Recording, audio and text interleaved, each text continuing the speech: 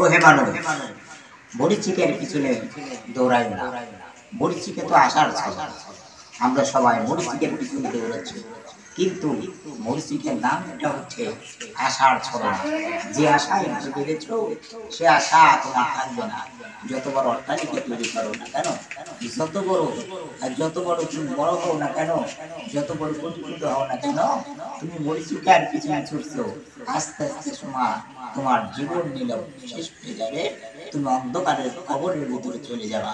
একবার স্মরণ করে দেখো, দুনিয়ায় সব কিছু একদম মরিচিকা, মরিচিকা ছাড়া কিছু নাই।